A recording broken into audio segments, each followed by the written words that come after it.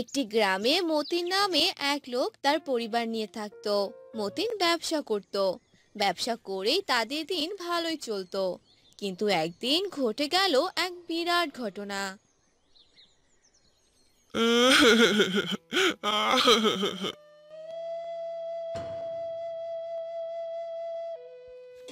আরে কি হলো গো? তুমি এভাবে কান্না করছো কেন? সর্বনাশ হয়ে গেছে। বিরাট সর্বনাশ হয়ে গেছে। এখন আমার কি হবে? কি হয়েছে আগে সেটা তো বলো, না হলে বুঝবো কি করে? আমি আমার জমানো সব টাকা ব্যবসার কাছে লাগিয়েছিলাম।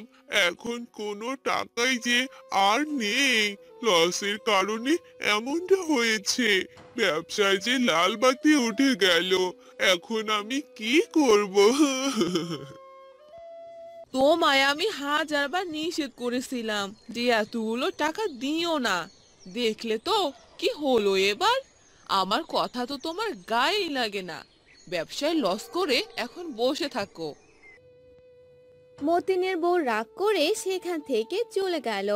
আর মতিন গালে হাত দিয়ে বসে পড়ল। এভাবেই তাদের কিছুদিন চলে গেল। একদিন মতিনের বউ মতিনকে বলল, কি ব্যাপার, বাজার কি করতে হবে না?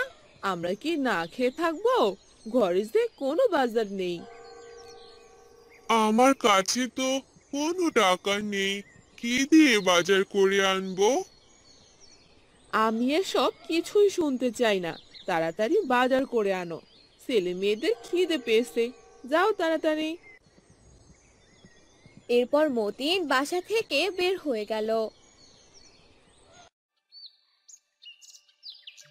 আর মোড়লের কাছ থেকে কিছু টাকা নিল। আর সেখান থেকে বাজার করে আনলো। এভাবেই কিছুদিন চলে গেল। একদিন মোড়ল মতিনের বাড়িতে এলো। মতিন, মতিন, কি রে, বাড়িতে আছিস? আরে, মোড়ল চাচা, আপনি? কি রে, তোর কাছে যে আমি টাকা পাই, টাকা কি দিবি না নাকি? হ্যাঁ, কতদিন তো হয়ে গেল। আমার কাছে যে এখন কোনো টাকা নেই চাচা। ব্যবসার কাজে অনেক লস হয়েছে, তাই হাতে কোনো টাকা নেই। কি যে করব? কি রে, তোর তো একটা জমি আছে, সেখানে চাষ করলেই তো পারিস, তাহলেই তো হয়। কি চাষ করব চাচা? আমি তো এসব বিষয়ে কিছুই জানি না। শুরু থেকেই তো ব্যবসার কাজই করে আসছি, তাই কিছু বুঝতে পারছি না চাচা। যে চাষ অনেক সহজ, যেটা তুই সহজেই করতে পারবি, সেটা কর। চেষ্টা না করলে চেষ্টা না করলে সফল হবি কি করে? আপনি ঠিক বলেছেন চাচা, চেষ্টা করতে হবে। তাহলে আমি আপনাকে কিছু দিনের মধ্যেই টাকা দিতে পারবো। এ কথা শুনে মোড়ল সেখান থেকে চলে গেল।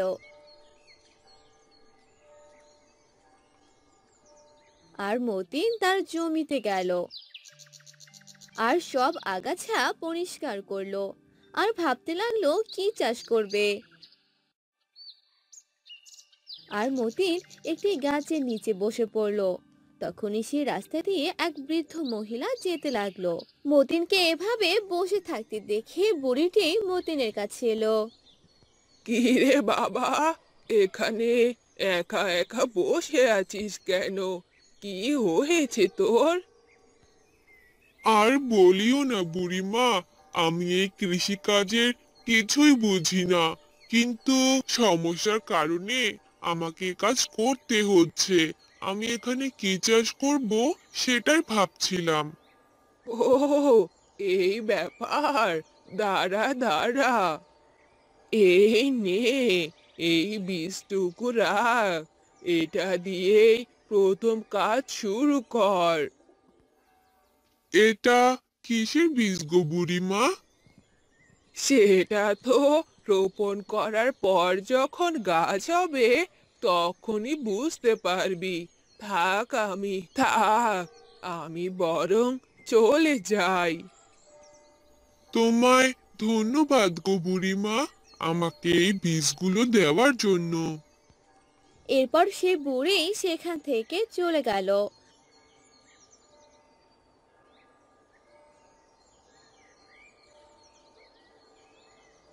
আর মতিন সেই বীজগুলো রোপণ করে দিল। এরপর মতিন বলল, আরে, এখন তো পানিও দিতে হবে, কিন্তু পানি এবার কোথায় পাবো? তখনই আকাশে বিদ্যুৎ চমকাতে লাগলো, কালো মেঘের ছায়া আসলো, আর চারদিক অন্ধকার হয়ে গেল। এই বুঝি বৃষ্টি নামবে, বেশ ভালোই হবে, আমার জমিটাতেও পানি দেওয়া হয়ে যাবে। যাই, বাড়ির দিকেই যাই। তারপর মতিন বাড়িতে চলে যায়, আর এরপর অনেক জোরে বৃষ্টি শুরু হয়। বৃষ্টির পানি পেয়ে সব জমির ফসল অনেক সুন্দর হয়। বৃষ্টি থেমে যায়। পরদিন সকালে মতিন তার জমিতে আসে। হায় ভগবান, এসব আমি কি দেখছি? এ তো কলা গাছ, কিন্তু গাছগুলো এমন দেখতে কেন? আমি তো জানি কলা গাছ সবুজ রঙের হয়, এটা তো দেখছি সোনালী রঙের। আমার কি চোখ ঠিক আছে? এরপর মতিন সেই কলা গাছের সামনে গেল, আর সবগুলো ধরে ধরে দেখতে লাগলো, আর বলল, এ কি সর্বনাশ! এ তো কোনো সাধারণ কলা গাছ নয়, এ তো দেখছি সোনার কলা গাছ। এ তো দেখছি আমার কপাল একদম খুলে গেল। তারপর থেকে মতিন সেই কলা গাছের অনেক যত্ন করতে লাগলো, আর সে সোনার কলা গাছ থেকে সোনার কলা ধরলো। এসব দেখে মতিন অনেক খুশি হয়ে গেল, আর মতিন সেগুলো কলা অনেক দামে বিক্রি করে দিল, আর মোড়লের সব ঋণ শোধ করলো।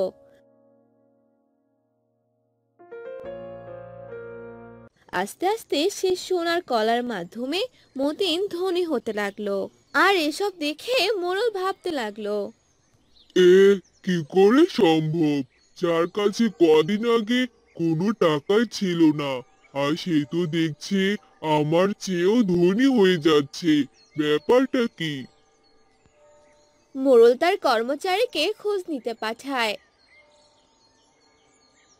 আর কর্মচারী এসে মোড়লকে সোনার কলা গাছের ব্যাপারে সব কথা খুলে বলে। ও, তাহলে এই ব্যাপার! আমার বুদ্ধি শুনে জমিতে চাষাবাদ করে আজ আমার উপরে যাওয়া, এবার তো তোকে মজা দেখাবই। এক রাতে মোড়ল তার কর্মচারীকে সাথে নিয়ে মতিনের জমিতে যায়, আর সেখানে থাকা সবগুলো গাছ কেটে ফেলার ফন্দি করে। মোড়লের কর্মচারী কাঁচি নিয়ে যখনই একটা গাছ কাটতে ধরে, তখনই সেই গাছটি তাকে পেঁচিয়ে ধরে, আর মোড়লের কর্মচারী চেঁচিয়ে ওঠে, বাঁচাও, বাঁচাও, মালিক আমাকে পেঁচিয়ে ধরেছে। ওরে বাবা, মালিক, বাঁচান গো, বাঁচান! আরে, কি হলো রে? এভাবে চেঁচাচ্ছিস কেন? কি হয়েছে? আমি তো অন্ধকারে কিছু দেখতেও পাচ্ছি না। দাঁড়া দাঁড়া, যাচ্ছি। মোড়লও সেখানে যায়, আর সেই কলা গাছ মোড়লকেও পেঁচিয়ে ধরে। আরে আরে, এসব কি হলো রে? আমাকেও যে পেঁচিয়ে ধরলো। ওরে বাঁচা রে, বাঁচা! দম বন্ধ, দম বুঝি আটকে গেল। বাঁচা কেউ! নিজে তো বাঁচতে পারছি না, আর আপনাকে বাঁচাই কি করে? সেই কলা গাছ তাদের শক্ত করে পেঁচিয়ে ধরে। তারা কোনোভাবেই সেখান থেকে বের হতে পারে না। পরদিন সকালবেলা মতিন তার জমিতে আসে,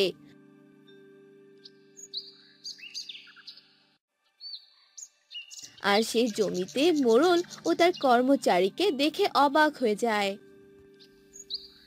কি ব্যাপার মোড়ল চাচা, আপনি আমার জমিতে? কিছুই তো বুঝতে পারছি না। এত কথা শুনে কোনো লাভ নেই, আমাকে তুই বাঁচা। আর কিছুক্ষণ থাকলে যে এই গাছ আমাকে মেরে ফেলবে। কলা গাছ মেরে ফেলবে? তা আমার কলা গাছ আপনার ক্ষতি কেন করবে? মতিন দাদা, তুমি আমাকে বাঁচাও, আমি সবটা বলছি তোমায়। আগে বল দেখিনি কি হয়েছে। তারপর মোড়লের কর্মচারী মতিনকে সব কথা খুলে বলে। শেষে কি না আমার এত বড় ক্ষতি করতে চাইলেন আপনি? আপনি মোড়ল হয়েও গ্রামের মানুষের ক্ষতি চান? না না, এই গ্রামে আপনাকে আর রাখা যাবে না। না না বাবা, তুই এরকম কাজ করিস না। আমার যে অনেক বড় ভুল হয়েছে, আমি তার জন্য ক্ষমা চাচ্ছি। কিন্তু মতিন মোড়লের কোনো কথা শুনলো না। আর কিছু গ্রামবাসীকে ডেকে এনে সবটা খুলে বলে। আর সবাই মোড়লকে গ্রাম থেকে তাড়িয়ে দেয়। আর এরপর থেকে মতিন সোনার কলাগাছ চাষ করে অনেক লাভবান হয় আর সুখে শান্তিতে থাকতে লাগে।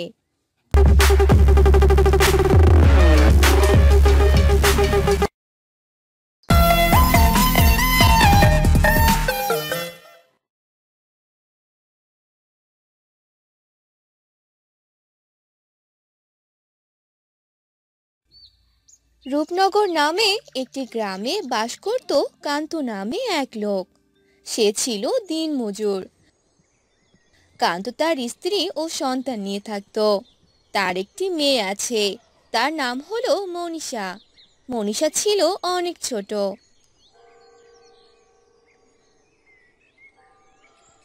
বাবা, ও বাবা, আমার জন্য বাজার থেকে একটা সুন্দর জামা নিয়ে আসবে। আমি সেই জামা পরে ঘুরতে যাব। আচ্ছা মা, ঠিক আছে, আমি এবার কাজে যাই। এরপর কান্ত কাজে চলে যায়।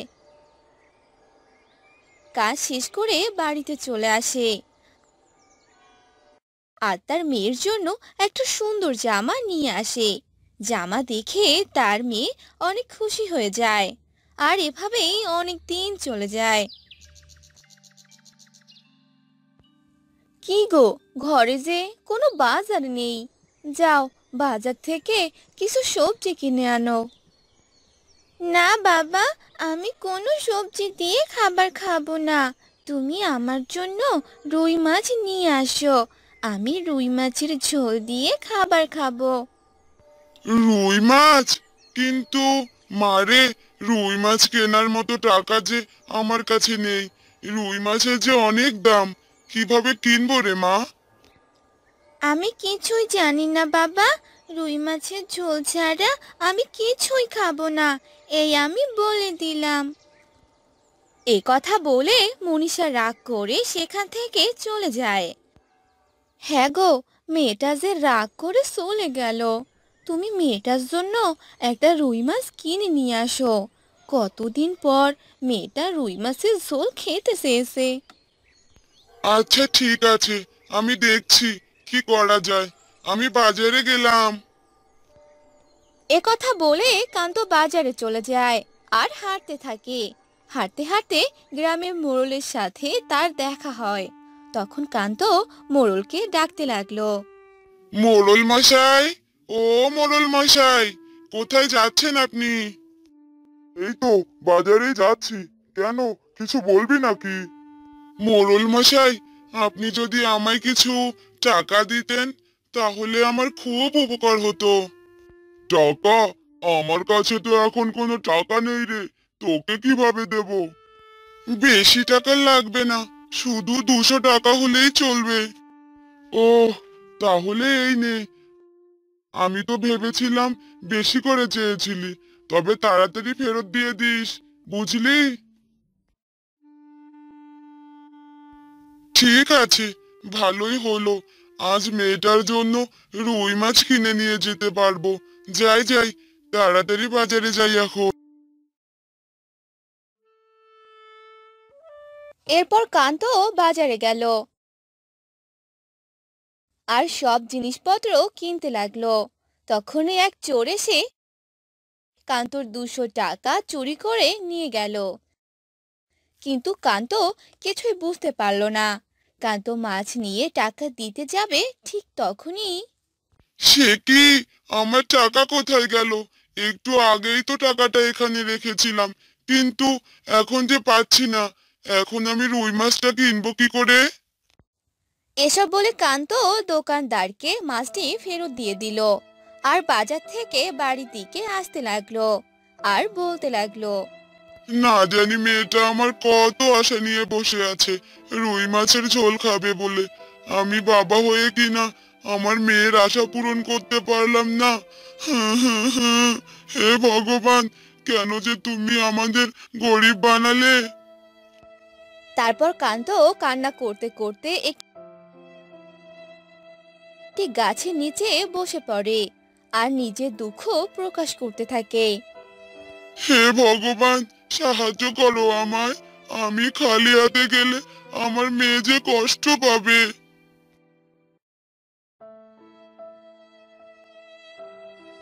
কান্ত, এই কান্ত, কে কে ডাকে আমাকে? আমি যে ডাকছি তোকে। মাতা, আপনি? তোর এভাবে কান্না শুনলে আমি কি না এসে থাকতে পারি বল? তোরা যে আমার সন্তান, তুই যেমন তোর সন্তানকে ভালোবাসিস, আমিও তোদের ভালোবাসি। এই নে রুই মাছ।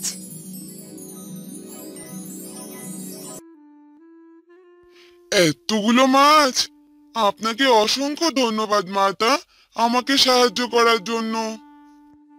এরপর দেবদূত সেখান থেকে চলে গেল আর কান্ত সেই রুই মাছ ব্যাগের ভিতরে রেখে দিল আর বাড়িতে চলে এলো। হ্যাঁ গো, মাছ নিয়ে এসেছো তো? হ্যাঁ, নিয়ে এসেছি। নাও, এবার রুই মাছের ঝোল রান্না করো। রাতে সবাই একসাথে খাবার খাবো। আচ্ছা ঠিক আছে, আমি এখনই রান্না করছি।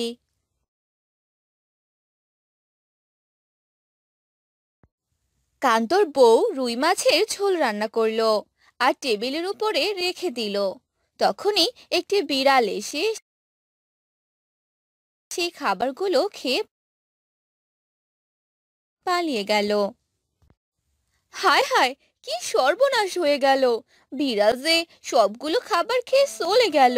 হ্যাঁ গো, কোথায় গেলে তুমি?